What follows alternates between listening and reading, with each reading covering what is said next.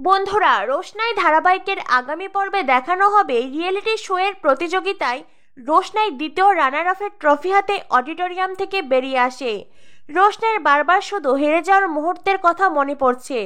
তখনই সেখানে আসে আদিত্য। আদিত্য এসে রোশনাইকে পিছন থেকে ডাক দেয়। এত ঘটনার পরেও আদিত্যকে দেখে রোশনাই খানিকটা আনইজি ফিল করে। রোশনাই মনে মনে আদিত্যের সেই গায়ে পড়া স্বভাবের কথা ভাবে। হয়তোবা আদিত্য এখন রোশনাইকে নিজের স্বার্থে ব্যবহার করতে চায়। এমনটা ভেবেই রোশনাই আদিত্যকে ইগনোর করতে চায়। আদিত্য রোশনাইকে বলে, রোশনাই, তুমি এত ভালো নাচ করছিলে, হঠাৎ করে তোমার কি হয়ে গেল? তুমি কেন ইচ্ছে করে হেরে গেলে? রোশনাই বলে, স্যার, আপনি তো জানেন আমার শরীর অসুস্থ, আর তাই হঠাৎ করে আমি নাচের তাল হারিয়ে ফেলেছি। আমার শরীর আর সায় দিচ্ছিল না। আদিত্য বলে, রোশনাই, তোমার এইসব মিষ্টি মিষ্টি কথাই তুমি যে কাউকে ভোলাতে পারলেও আমাকে ভোলাতে পারবে না। রোশনাই, আমি তোমাকে বিশ্বাস করি, তাই তুমি আমার কাছে সত্যি কথাটা বলো। রোশনাই আদিত্যকে বলে, স্যার, আপনি আমাকে বিশ্বাস করবেন কি করবেন না সেটা একান্ত আপনার মর্জি।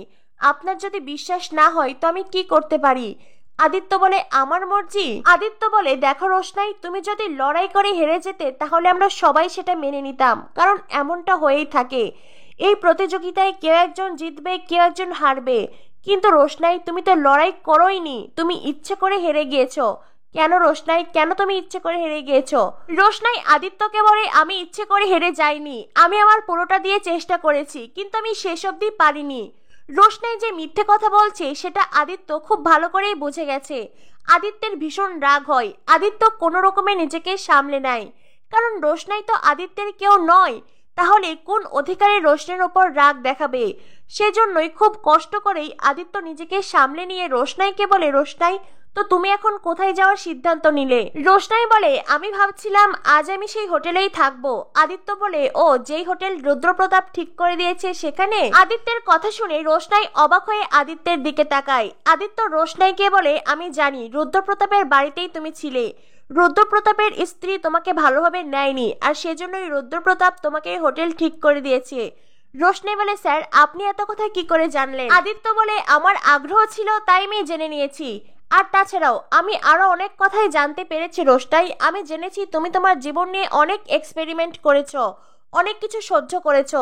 তবে আমি এবার চাই তুমি এখানে যা কিছুই করো ভেবেচিন্তে করো।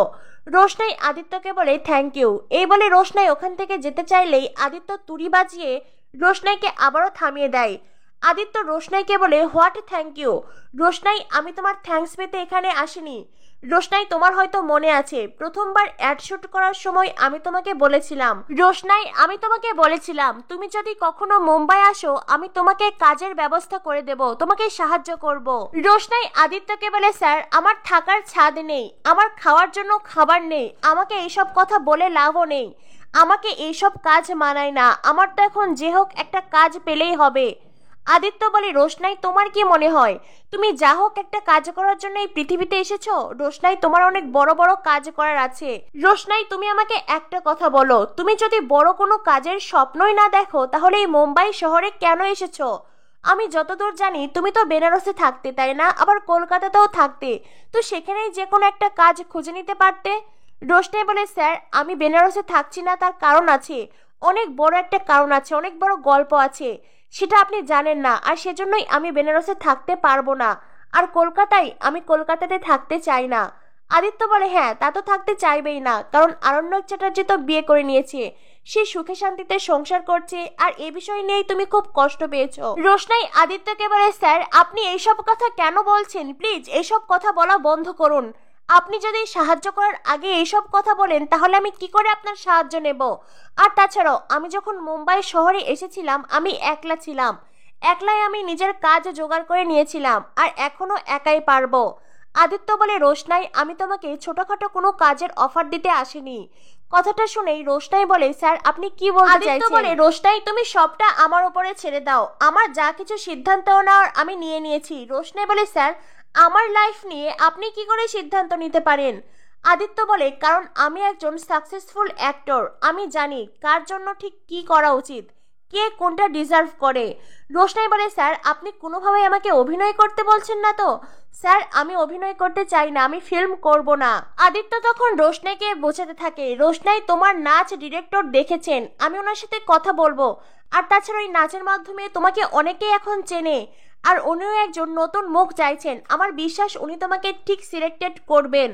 রোশনাই বলে, স্যার উনি আমার নাচ দেখেছেন, আমি নাচ করতে জানি, কিন্তু আমি তো অভিনয় করতে জানি না। আদিত্য বলে, রোশনাই তুমি তো আমার সাথে অ্যাড শুট করেছিলে তাই না, আমি তো জানি। রোশনাই আদিত্যের কথা শুনে বেশ ঘাবড়ে যায়, কারণ আদিত্যের ব্যাপারে আরণ্যকের কাছ থেকে রোশনাই ইতিমধ্যেই অনেক কথা শুনেছে, আর কোথাও গিয়ে সেই সব কথাই সত্যি নয় তো। আদিত্য অন্য মেয়েদের সাথে যেই ব্যবহার করে রোশনাইয়ের সাথে সেই একই ব্যবহার করতে চাইছে না তো? রোশনাইকে ইউজ করে ছুঁড়ে ফেলে দিতে চাইছে না তো? রোশনাই বলে, স্যার আমার এইসব ফিল্ম করার কোনো প্রয়োজন নেই, আমি নিজের একটা ঠিক ব্যবস্থা করে নেব। আদিত্য রোশনাইয়ের কথা শুনে হাসতে থাকে। আদিত্য রোশনাইকে বলে, রোশনাই এই মুম্বাই শহরে তুমি যদি ভগবানকে খোঁজো তাহলে কোথাও না কোথাও হয়তো পেয়ে যেতেও পারো, কিন্তু থাকার জায়গা তুমি কোথাও পাবে না। এই মুম্বাই শহরে তোমাকে কেউ সাহায্য করবে না রোশনাই। রোশনাই বলে, এখানে আমার গুরুজি আছেন, গুরুজি নিশ্চয়ই আমার কোনো না কোনো কাজের ব্যবস্থা ঠিক করে দেবেন। আদিত্য বলেন, হ্যাঁ তা করে দেবে, তবে রোশনাই আমি যেটা বলছি সেটা নিয়ে একবার ভাবো। রোশনাই তোমার জীবন বদলে যাবে, তুমি এই শহরে প্রতিষ্ঠিত হতে পারবে। আদিত্যের কথা শুনে রোশনাই খানিকটা চিন্তাতে পড়ে যায়। তবে কি রোশনাই আদিত্যের কথাই ফিল্ম করতে রাজি হবে? কি হতে চলেছে রোশনাই ধারাবাহিকে? পরবর্তী আপডেট পেতে আমাদের সাথেই থেকো। ধন্যবাদ সবাইকে।